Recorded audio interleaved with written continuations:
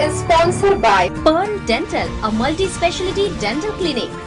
हमारे यहाँ smart card द्वारा भी इलाज किया जाता है। दंत, मुख, जबड़े एवं चेहरे से संबंधित समस्त बीमारियों का निदान अब आपके शहर में उपलब्ध। डॉक्टर कंचन सिंह, BDS, MDS, पीडोडोंटिस्ट। हमारा पता CLC प्लाजा, मंगला चौक, मुंगेरी रोड, बिलासपुर।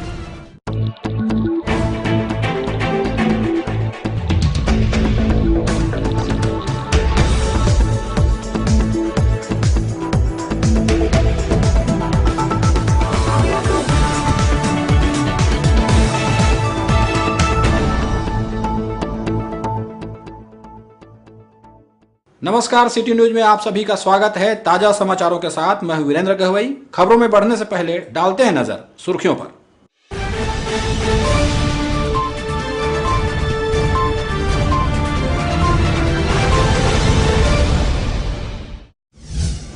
अपराधियों को पकड़ने GPS सिस्टम का सहारा, पुलिस के सभी वाहनों में लगेगा GPS।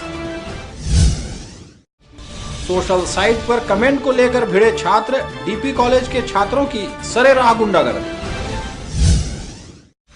निरीक्षण पर सिम्स पहुंचे कमिश्नर और कलेक्टर, व्यवस्था दुरुस्त करने प्रबंधन को लगाई फटकार। और कृत्रिम गर्भाधान को बढ़ावा देने हुआ सेमिनार, संभाग के IV कार्यकर्ता हुए शामिल।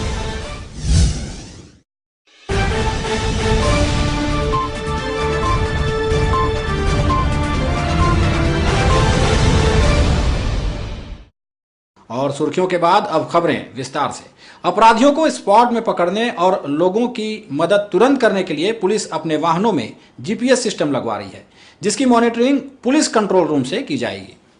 बढ़ते अपराध जैसे मारपीट, एक्सीडेंट, लूट जैसे मामलों को बढ़ता देख उसे नियंत्रण करने के लिए पुलिस अपने वाहनों में GPS सिस्टम लगवा रही है, जिसकी मॉनिटरिंग कंट्रोल रूम से की जाएगी। दरअसल अपराध घटित होने पर पुलिस अक्सर मौके पर देरी से पहुंचती है, जिसका फायदा उठाकर आरोपी घटनास्थल से भाग जाते हैं। इन्हें पकड़ने में पुलिस को काफी मशक्कत करनी पड़ती है। इन सब बातों को ध्यान में रखते हुए पुलिस ने थानों की सभी गाड़ियों पर GPS सिस्टम लगवा रही है और किसी भी जगह अपराध की सूचना मिलने पर नजदीक के पुलिस वाहनों को घटनास्थल पर भेजा जाएगा और त्वरित कार्रवाई की जाएगी। जो भी मेट्रो सिटी है वहाँ पर GPS सिस्टम से जो भी मॉनिटर हो रहा है, उसमें जैसे कोई व्यक्ति है जिसको कुछ समस्या है या जहाँ कोई घटना घटित हो रही है, कोई कॉल करता है तो मॉनिटर पे दिखाएगा।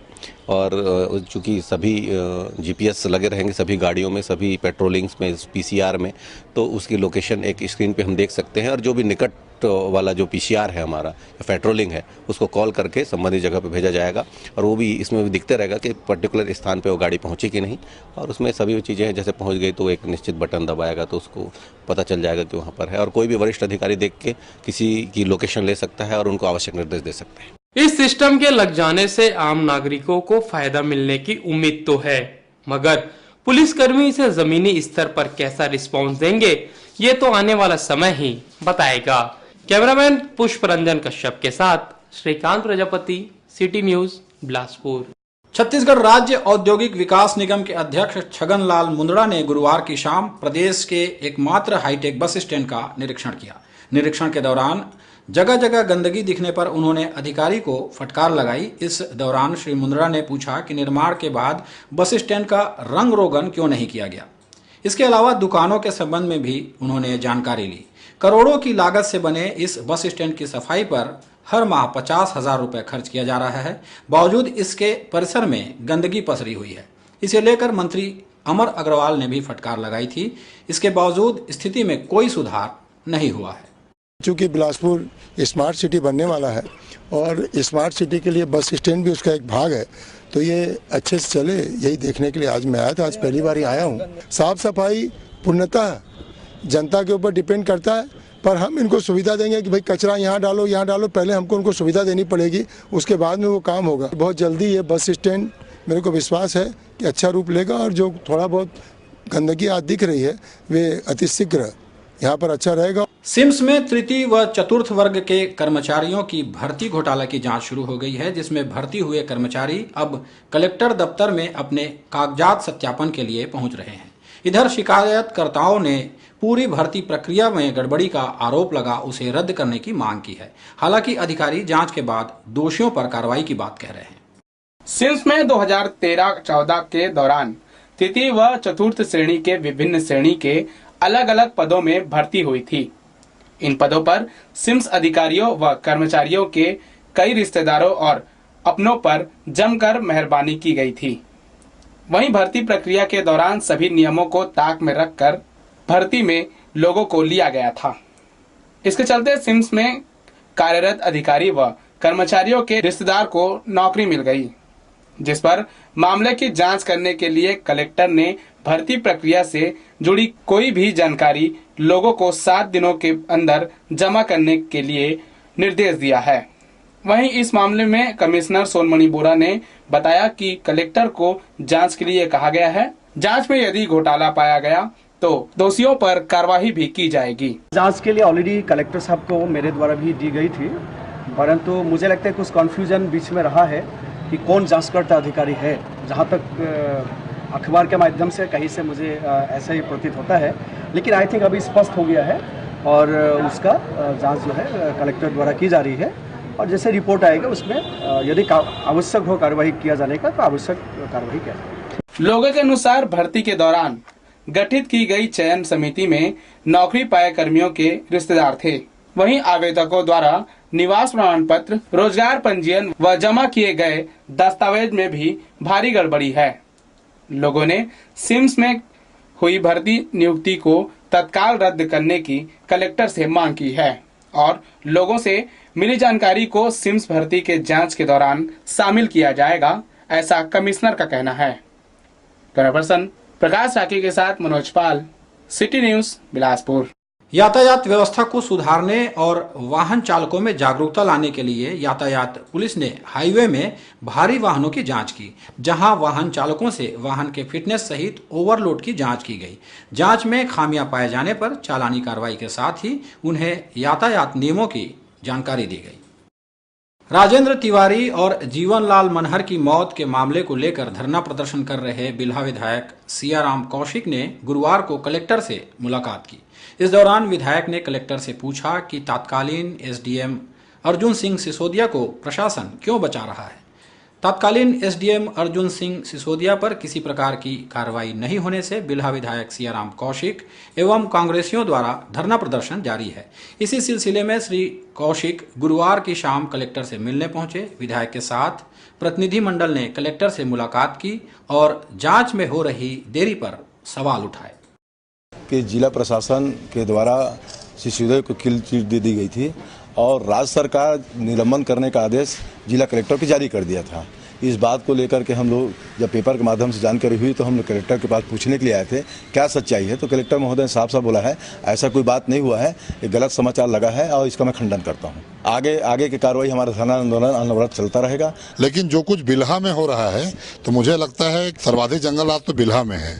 एक व्यक्ति की मृत्यु होती है, वो आत्मदाह करता है, मृत्यु पर बयान देता है, उस बयान पे कोई कार्रवाई सरकार के द्वारा नहीं की जा रही है। फेसबुक में कमेंट को लेकर डीपी विप्र कॉलेज के छात्रों के 2 गुटों में गांधी चौक में जमकर विवाद हो गया। छात्र सरेराह एक दूसरे की पिटाई करते रहे। वहीं सूचना के बाद पहुंची पुलिस तमाशबीन बनी रही। कॉलेज में वर्चस्व की लड़ाई क्या होती है, इसका उदाहरण गांधी चौक में देखने को मिला, जहां युवकों के एक ग्रुप ने दूसरे ग्रुप से केवल इसलिए मारपीट की कि उसने सोशल साइट्स पर कॉलेज में वाईफाई चलाने का श्रेय अपने पैनल को दे दिया। बस फिर क्या, दोनों ग्रुप के लोग गांधी चौक पहुंच गए और एक दूसरे पर जमकर हाथ साफ किया। इन दिनों डीपी कॉलेज में अपने पैर जमाने में लगी जागृति पैनल का मुकाबला सीधे आशीर्वाद पैनल से है, जो कई वर्षों से छात्र संगठन के रूप में कार्यरत है। इसी कारण छोटी मोटी बातों को लेकर दोनों ग्रुप के लोग मौका मिलते ही एक दूसरे पर टूट पड़ते हैं। ये लोग अपने आप को छात्र कहते हैं, छात्र जिनके हाथ में हमेशा कॉपी किताब होता है, मगर इन छात्रों के हाथ में हॉकी स्टिक, स्टंप जैसे हथियार रूपी सामान होते हैं।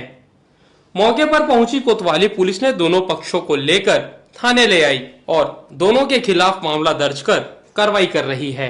डीपीपी कॉलेज में फेसबुक में स्टेटस डालने के नाम पर वहां के कुछ विद्यार्थी और कुछ बाहरी विद्यार्थियों के आपस में लड़ाई झगड़ा की सूचना मिलने पर कोतवाली पुलिस द्वारा कार्रवाई करते हुए कुछ लोगों को गिरफ्तार किया गया और उनके खिलाफ अपराध पंजीबद्ध करके उनके खिलाफ कार्रवाई की गई है और कुछ व्यक्ति अभी फरार हैं। पुलिस ने आरोपियों के परिजनों को थाने बुलाकर उनके बच्चों की करतूतों से अवगत कराया। वहीं कॉलेज प्रबंधन को पत्र लिख ऐसे असामाजिक छात्रों को रस्टिकेट करने की बात कही ताकि भविष्य में कोई बड़ी घटना कॉलेज कैंपस में ना हो। कोतवाली पुलिस को भी निर्देशित किया गया है कि वो कॉलेज प्रबंधन को भी सीधे सीधे इस बाबत पत्र लिखे कि जो विद्यार्थी कॉलेज प्रबंधन के नहीं है या ऐसे विद्यार्थी जो आपराधिक घटनाओं में संलिप्त रहते हैं उनको आइडेंटिफाइड करके उनके खिलाफ कड़ा निर्णय लेते हुए, कड़ा फैसला लेते हुए उनको हॉस्टल से रेस्ट्रिकेट करे या कुछ और भी निर्णय ले।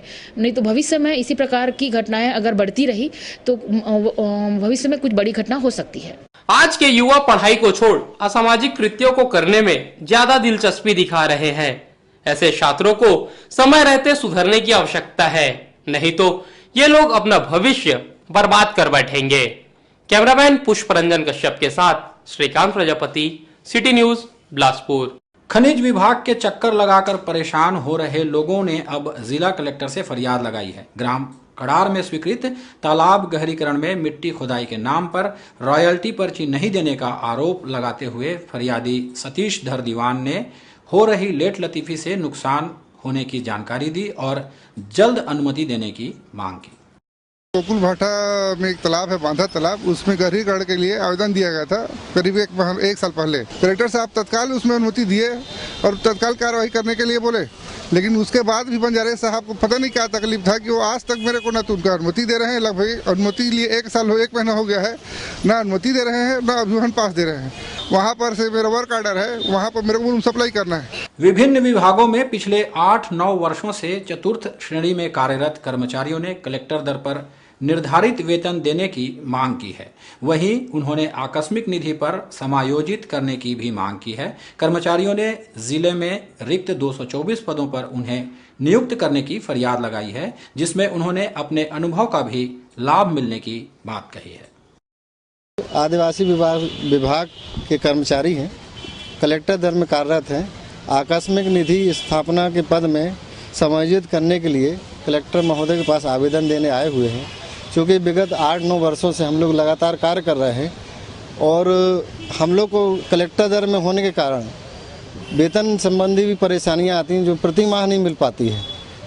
इसलिए हम लोग कलेक्टर महोदय कार्यालय में आकस्मिक निधि पद में समायोजित करने के लिए मांग करने आए हुए। हर माह भी वेतन नहीं मिल पा रहा है। हम लोग विगत 8-9 वर्षों से यहाँ कार्य कर रहे हैं, अभी तक हम लोगों का वेतन फिक्सेशन या ऐसा कार्यवाही नहीं किया गया है। हम लोग बिलासपुर जिले के कई ब्लॉकों में, हर ब्लॉकों में पदस्थ हैं। और अब वक्त हो चला है एक छोटे से ब्रेक का। ब्रेक से लौटेंगे तो देखेंगे कुछ और खबरें। न्याय की बात हो या अपराध,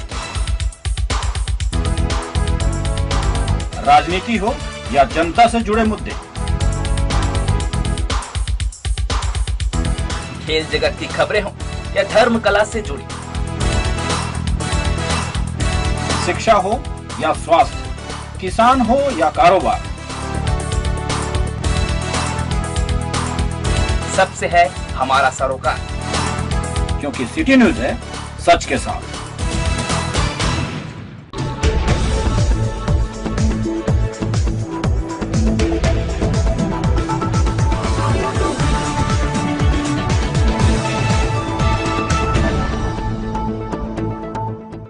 ब्रेक से लौटकर एक बार फिर से आप सभी का स्वागत है।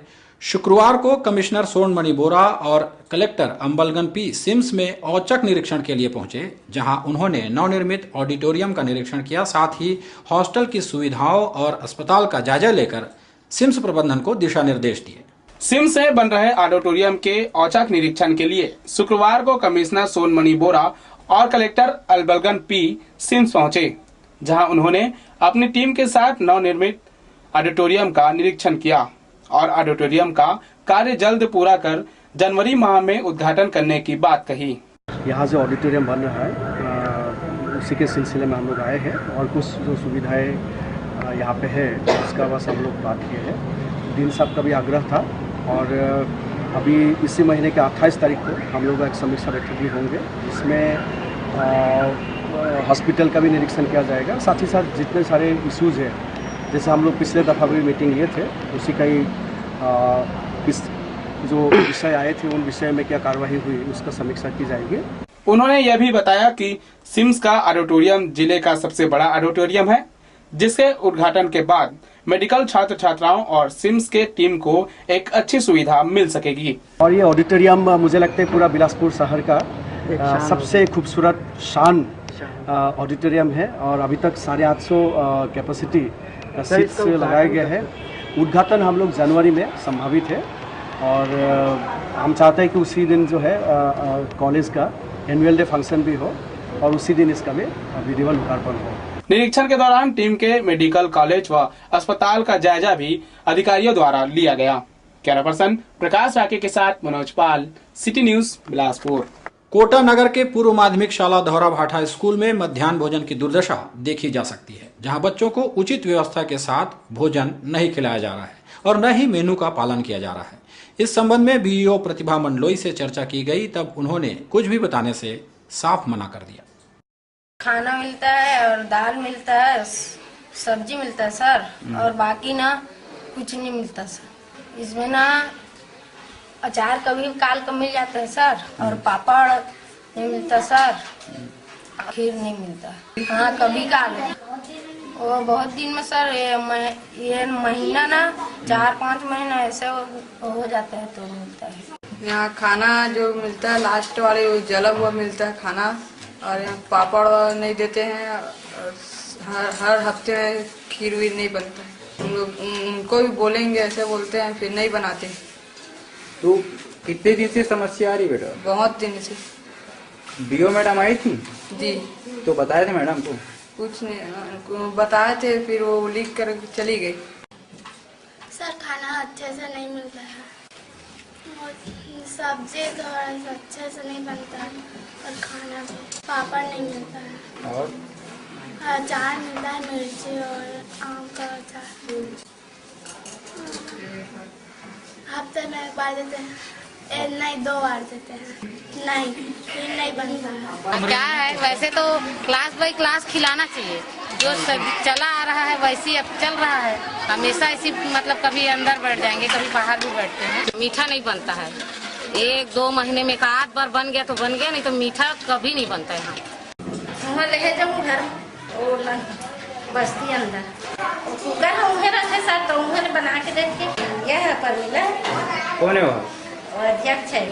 अब कुकर है तो हम ले जा रहे तो ही बना के देते। स्कूल में बनना चाहिए, जानिए सर, नहीं जानिए बना लगे के बनाते हैं। कोई दिन पापड़ दे देते, कोई दिन अचार। एक दिन क्या में अचार देते, एक दिन क्या में पापड़। एक मन बोलते सर मन तो लाभते नहीं का मन चावल उन्हें लेके आता। अध्यक्ष नहीं है तो जगह नहीं रखे, तो वो सब सामान लगा अपन घर में रखे का? हाँ उन्हें रखे, पूरा सब सामान उन्हें लेके आते हैं, बनाता लेने इसने। मेरे ख्याल से तो वहाँ खाना अच्छा मिल रहा है, रोज मैं वैसे भी चेक करता हूँ, और पापड़ भी आता है और क्या बोलते हैं अचार भी आता है। बच्चे तो झूठ तो नहीं बोलना चाहिए उन लोग को। हर शनिवार को वो खीर बनता है वहाँ पर, शनिवार कैसे बोली है वो, हर शनिवार को खीर बनता है भाई वहाँ। परसों नर्सों तो बीओ मैडम खुद गई थी, खुद खाना खाई है हमारे यहाँ, खुद तारीफ करके आई खाना का। राष्ट्रीय सेवा योजना और रेड क्रॉस की ओर से डीपी विप्र कॉलेज में रक्तदान शिविर का आयोजन किया गया, जिसमें मुख्य अतिथि जिला अस्पताल के सिविल सर्जन रहे। इस शिविर में छात्र छात्राओं ने बड़ी संख्या में ब्लड डोनेट किया और अधिक से अधिक लोगों को रक्तदान करने की अपील की। डीपी कॉलेज में शुक्रवार को रेड क्रॉस और राष्ट्रीय सेवा दल द्वारा रक्तदान शिविर का आयोजन किया गया। शिविर में छात्र छात्राओं ने भारी संख्या में ब्लड डोनेट किया। इस अवसर पर मुख्य अतिथि के रूप में जिला अस्पताल के civil surgeon doctor BR Nanda उपस्थित रहे, जिन्होंने छात्र छात्राओं का आभार प्रकट किया। डीपी विप्र महाविद्यालय में राष्ट्रीय सेवा योजना एवं रेड क्रॉस के संयुक्त तत्वाधान में रक्तदान शिविर का आयोजन किया गया है, और यह एक अनुकरणीय कार्य है। और इससे जो रक्त जिला चिकित्सालय में संग्रहित होगा वो किसी ऐसे मरीज के काम आएगा जिसको रक्त की आवश्यकता होगी और उसकी जान बचाई जा सके। वहीं डीपी कॉलेज की प्राचार्य ने भी छात्र छात्राओं के प्रयास को लेकर प्रशंसा की। हम प्रयास ये कर रहे हैं कि विद्यार्थियों को भी इस चीज़ का में जागरूकता उत्पन्न हो कि रक्त देना जो है वह अच्छा काम है, जो कि किसी भी व्यक्ति को या आवश्यकता वाले व्यक्ति को काम आ सके। इधर छात्र छात्राओं ने बताया कि सभी को रक्तदान करनी चाहिए ताकि जरूरतमंदों को ब्लड उपलब्ध हो सके। खून रहते हैं वैसे ही बर्बाद हो जाते हैं, इससे अच्छा हमको 3 महीने या 6 महीने के अंदर रक्तदान करना चाहिए, जो कि नया खून संचार होता है, इससे किसी का बेनिफिट भी हो जाता है, इसलिए अपने को रक्तदान करना चाहिए और हमें ब्लड देना चाहिए। हमें अच्छा लगता है, ये ब्लड जल्दी बन भी जाता है। दूसरी तरफ छात्राओं ने सभी को ब्लड डोनेट करने की अपील की, जहां सभी ने बढ़ चढ़कर अपने रक्त का दान किया। कैमरा पर्सन प्रकाश राके के साथ मनोज पाल, सिटी न्यूज बिलासपुर।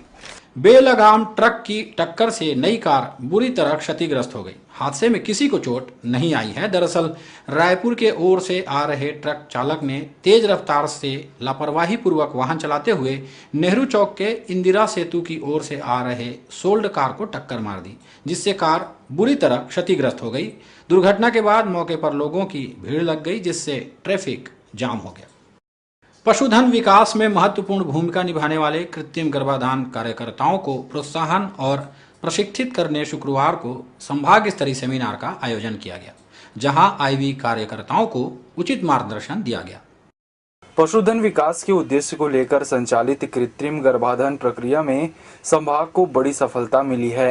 राष्ट्रीय स्तर पर 100 में से 30 ही कृत्रिम गर्भाधान सफल हो पाते हैं, लेकिन संभाग में यह संख्या 60 से 62 तक पहुंचकर सफल साबित हुई है। पशुधन से ग्रामीण क्षेत्रों के अलावा शहरी क्षेत्र में भी आर्थिक दृष्टि से हितग्राहियों को बड़ा लाभ हुआ है। वहीं कृत्रिम गर्भाधान के कार्य में लगे कार्यकर्ताओं के रूप में भी युवाओं को रोजगार उपलब्ध हो रहा है। लिहाजा आईवी कार्यकर्ताओं को और भी उन्नत तरीकों के इस्तेमाल से पशुधन विकास में अहम भूमिका निभाने की बात संभाग कमिश्नर ने कही है। हमारे पूरे जो संभाग में लगभग 25 लाख पशुधन है, जो भैंस वंशीय और गौ वंशीय पशुधन में आता है। तो इनको देखभाल करने के लिए, इनका जो तकनीकी मार्गदर्शन के लिए और कृत्रिम गर्भाधान के लिए हमें अधिक से अधिक एआई वर्कर्स की आवश्यकता है। उसी दिशा में गैप फिलिंग को करते हुए लगातार प्रशिक्षण प्रारंभ की गई है, सो दैट हमारे जो ग्रामीण युवक है वो इस स्किल से भी प्रशिक्षित हो जाए और वो अपने गांव के जो पशुधन विकास में महत्वपूर्ण भूमिका अदा कर सके, और साथ ही साथ एक उनके अपने लिए भी एक स्वरोजगार का जो है एक माध्यम बना सके। और हमें खुशी है कि हमारे कार्यकर्ता ने बहुत अच्छा काम किया है। संभाग स्तरीय इस आईवी कार्यकर्ता इंटरैक्शन सेमिनार में पशुपालन विकास विभाग की पुस्तिका का विमोचन भी किया गया, वहीं शपथ भी दिलाई गई। सेमिनार के अंत में प्रोत्साहन बढ़ाने कार्यकर्ताओं को पुरस्कृत भी किया गया। इस दौरान जिला कलेक्टर अनबलगन पी, जिला पंचायत सीओ एसएन भूरे सहित विभाग के अधिकारी एवं सभी जिलों के कार्यकर्ता उपस्थित रहे। कैमरामैन राकेश साहू के साथ रमेश राजपूत, सिटी न्यूज बिलासपुर। जिले के पामगढ़ पुलिस ने नौकरी लगाने के नाम पर 50,000 रुपए की ठगी करने वाले आरोपी को गिरफ्तार किया है। आरोपी बसंत तिवारी ने 2014 में नौकरी लगाने के नाम पर फागूराम यादव से पैसा लिया था और साल भर से ज्यादा घुमाने के बाद भी नौकरी नहीं लगवाई, जिसके बाद पीड़ित ने पामगढ़ थाने में रिपोर्ट दर्ज कराई थी। लड़का नौकरी लगा करके ना 50,000 ले रहे, वैसे तो बात 2.5-3 लाख का से कहे और पहरिया के आगे में खैजा गाँव है, वह पद खाली है। साहब मन मोर वहाँ पे पहचाने, जांगी के साहब मन पहचाने, अभी कुछ दिक्कत नहीं है तो लड़का लगा आधा ऐसे कहीं साहब मन सीधा साधा आदमी अब नहीं जाने का होते तेला और दे पा रहे वाला तो पैसा ला मांगे जो साल भर हो गए घुमा तो मैंने दिया ऐसे कहा पैसा ला। थाना पामगढ़ में बसंत तिवारी नामक एक आरोपी गिरफ्तार हुआ है। इसके खिलाफ 420 का अपराध दर्ज किया गया है। इसने क्षेत्र में ग्रामीणों से नौकरी लगाने के नाम से, राशन कार्ड बनवाने के नाम से, इंदिरा आवास योजना के तहत मकान दिलवाने के नाम से काफ़ी लोगों से धोखाधड़ी की है। इसकी शिकायत प्राप्त होने पर थाना पामगढ़ में 420 का अपराध दर्ज किया गया और आरोपी को गिरफ्तार करके न्यायालय के समक्ष प्रस्तुत किया जा रहा है। जिले के पामगढ़ पुलिस ने बाइक चोर गिरोह के 7 सदस्यों को पकड़ने में सफलता हासिल की है। आरोपियों से 6 बाइक जब्त किया गया है। ये आरोपी कोरबा और जांजगीर चांपा जिले में सक्रिय थे, जिसकी तलाश पुलिस को लंबे समय से थी। दरअसल क्षेत्र से लगातार मिल रही शिकायत से पुलिस की नींद हराम थी। जैसे ही पुलिस को जानकारी मिली कि कुछ लोग चोरी की बाइक बेचने की फिराक में घूम रहे हैं, पुलिस ने घेराबंदी कर एक बाइक चोर को गिरफ्तार किया और कड़ाई से पूछताछ की तो मामला उजागर हुआ। विगत 3-4 महीने से कोरबा क्षेत्र में गाड़ी चोरी के बाइक 4-6 बाइक है मिले हैं और चोरी करके अपने एक साथी हैं इनका रमेश्वर कश्यप बारगांव के, उसके माध्यम से गाड़ी बारगांव से भैंसों में और सिमरिया में सेंदरी में लोगों के पास बिक्री किया था।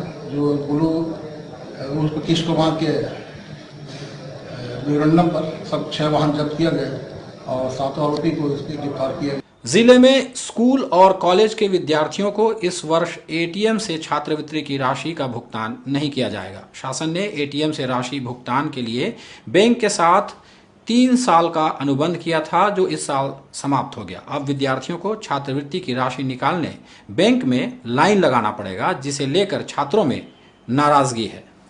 इससे तो बहुत अच्छा लाभ मिलता था कि सब बच्चों के हाथ में एक अलग से एटीएम होता था और इसके ना रहने से बहुत बड़ी दिक्कत आ गई है कि सभी बच्चों को नज़दीकी बैंक से खाता खुलवाना पड़ता है और खाता खुलवाने में बच्चों की इतनी ज़्यादा संख्या है कि खाता खोलने में अधिकारियों को भी, बैंक के अधिकारी वो भी आनाकानी करते हैं और 15 दिन 1 महीने का भी समय देते हैं कि 1 महीने बाद आओ, 2 महीने बाद आओ, तो खाता खुलाने में बहुत दिक्कत हो रही है। शिक्षा संघी कार्ड के माध्यम से हम लोग को जो छात्रवृत्ति था वो डायरेक्ट बाई हैंड आ जाता था, लेकिन उसके बंद होने से हम लोग को बैंकों की चक्कर लगानी पड़ रही है और उसमें जो काम है वो प्रोसेस जो खाता खुलाने का प्रोसेस है बहुत धीमी तरीके से हो रहा है। उनसे हम लोग को बहुत दिक्कतों का सामना करना पड़ रहा है, हम लोग का टाइम वेस्ट भी हो रहा है। अभी जो खाता खुलाने जा रहे हैं तो उसके लिए सुबह से जाना पड़ रहा है 8 बजे से, तो 8 बजे से जाएंगे और वहाँ बैंक में 10:30 बजे खुलता है बैंक, है ना, तो 10:30 बजे लाइन लगा रहो। उसके बाद टोकन दिया जाएगा। टोकन देने के बाद अब 1 बजे, पौने 1 बजे या फिर 1:30 बजे तक हमारी बाइक नहीं आई, तो उसके बाद शाम को रुकना पड़ रहा है ना, तो उसमें पढ़ाई जो है बाधा उत्पन्न हो रही है पढ़ाई में। तो मैं चाहता हूँ कि ये कार्ड या फिर जो खाता है वो सरकार खुलवाकर स्टूडेंट को दो। बैंकों से अनुबंध शिक्षा संघी कार्ड के जारी करने के संबंध में था। शिक्षा संघी कार्ड जो वैकल्पिक व्यवस्था की गई थी उसे अब जारी नहीं किया जाएगा और संबंधित बैंकों में खाते के माध्यम से छात्रों की छात्रवृत्ति भुगतान सीधे की जाएगी। जो एटीएम उन लोगों को दिया जाता था उस एटीएम में कोई जो दिक्कतें आई होगी उसका कार्यकाल जो है उसको नहीं बढ़ाया गया, उसे समाप्त कर दिया गया। वो 3 साल के लिए था शुरुआत में, उसके पश्चात उसको नहीं बढ़ाया जाता। गुरुवार की शाम मौसम ने एक बार फिर करवट बदली और शहर के कई इलाकों में बारिश हुई, जिसकी वजह से मौसम में आर्द्रता बढ़ गई। दरअसल बीते दिनों चेन्नई में मूसलाधार बारिश हुई है। मौसम में आए बदलाव का असर छत्तीसगढ़ में भी दिखने लगा है। दिन में धूप छांव के बीच मौसम का मिजाज बदलता रहता है। शायद इसी वजह से इस साल ठंड भी देर से शुरू होगी। बादल के छटने पर ठंड में तेजी आएगी, ऐसा अनुमान है। इधर बदलते मौसम ने किसानों की चिंता बढ़ा दी है। तो सिटी न्यूज़ के इस बुलेटिन में इतना ही। अगले बुलेटिन में फिर मुलाकात होगी, तब तक के लिए नमस्कार।